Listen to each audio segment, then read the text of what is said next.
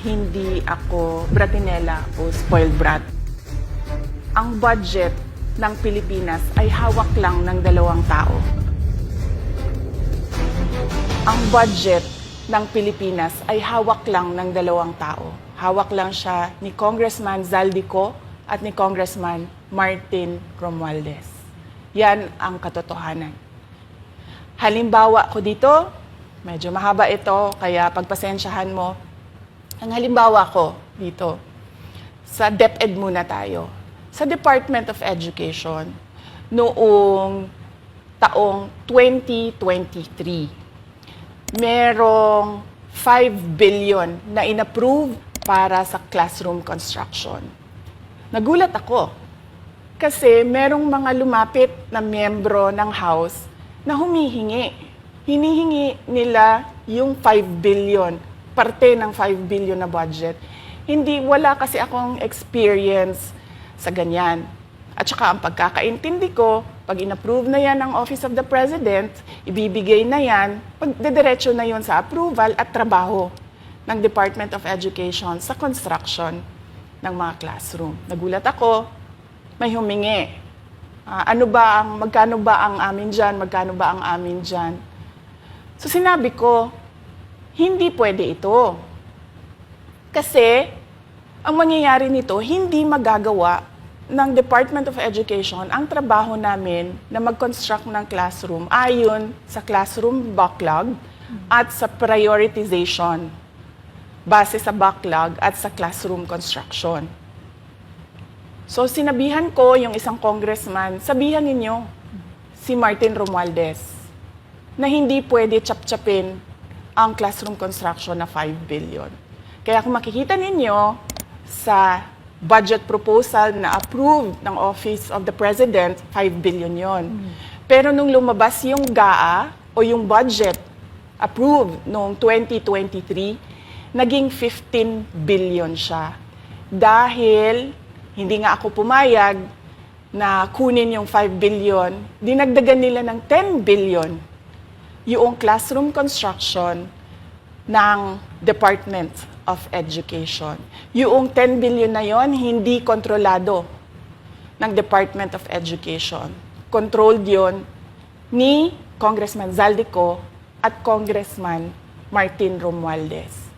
Hindi ko na kailangan ng corroborative witness dito dahil makikita niyo yon sa papel. Makikita ng taong bayan yon sa papel.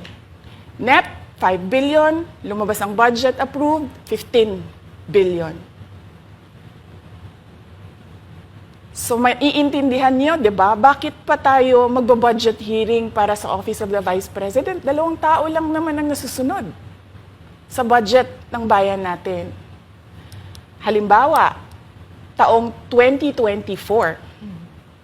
Kung makikita niyo, ang approved na budget ng Office of the President para sa classroom construction ay 19 billion.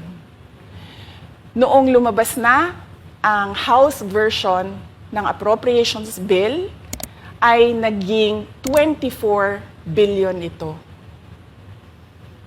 So, approved 19 billion, paglabas sa House, naging 24 billion.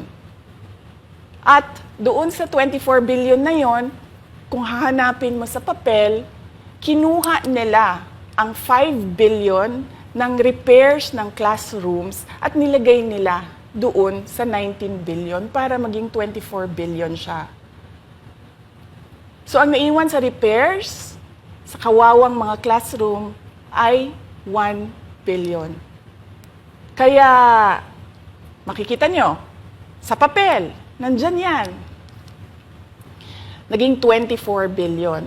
At hindi lang yan, dahil noong 2023 ay hindi ako pumayag na hindi masunod yung DepEd na rules sa paano mag-classroom construction based on need.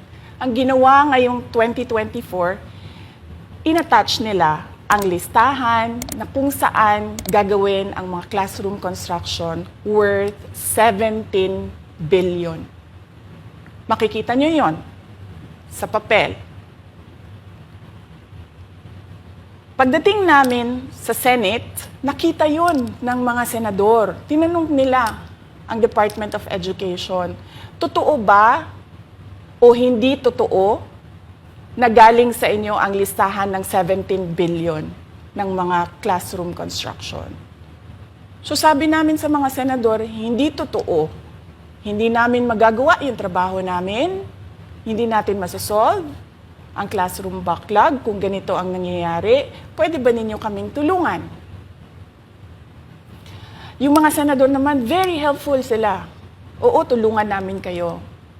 Kaya nga kung makikita ninyo sa interpellation ng isang senador doon sa budget hearing sa Senate, tinanong niya diretso, galing ba sa DepEd ang listahan ng 17 billion? Galing ba sa DepEd ang listahan na inattach doon sa House version? Sinabi namin hindi. Hindi galing sa amin yan.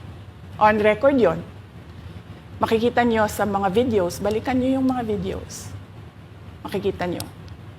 Yes, my concern, Madam Chair, Mr. President, under the GAB, I observed that there was an increase in the budget for the construction of new classrooms from 19.6 billion to 24.6 billion. However, this is my concern, which you mentioned earlier, that the repairs and rehabilitation of classrooms was decreased from 6.5 billion to 1.5 billion.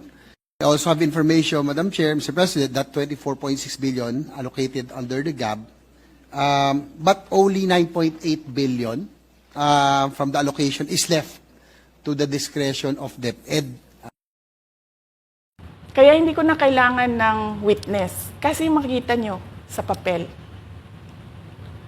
Tapos dumating ang BICAM, walang nangyari dahil ang nasusunod doon ay si Congressman Zaldico at si Congressman Martin Romualdez.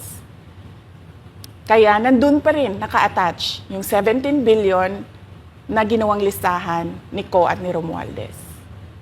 In fact, balik lang ako konti sa'yo ha. Kahit yung mga congressman, nakikita nila yung problema ng ginawa nila na pag-attach ng listahan sa budget. Kasi doon sa basic education hearing noong May 2024 ng House of Representatives, merong isang congressman nagreklamo, bakit ang tagal ng classroom construction? Bakit ang tagal? Eh sabi nung USEC ng DepEd, kasi may pabago-bago sa listahan ng DPWH dahil hindi kami ang gumawa ng listahan. Yeah, Mr. Chair, with respect to the 17 billion in Annex A of the GAA, we are not privy on how the school sites were chosen. So, be it as it may. How is it chosen? I'm not privy to that, Mr. Chair. As, when the GAB came out, there was a 14.7 billion Annex A. Then when the committee, the GAA came out, from 14.7 it became 17 billion. So we are not privy to how the list was generated. So dagdag ko lang yan doon sa confirmation na kinuha nila yung budget ng DepEd at isa yan sa mga rason kung bakit ako nag-resign sa Department of Education. Hindi na ako papayag na sa susunod na taon, ganyan pa rin ang gawin nila at ako yung mananagot sa ginagawa nila. Kaya yan yung sinasabi ko, bakit pa tayo mag-question and answer dito para atakihin niyo ako? Eh, ang masusunod lang naman sa budget, 2 tao lang. Makikita natin na let's stick to our plan, atakihin natin ito siya. Walang kinalaman sa kanyang Office of the Vice President 2025 budget proposal.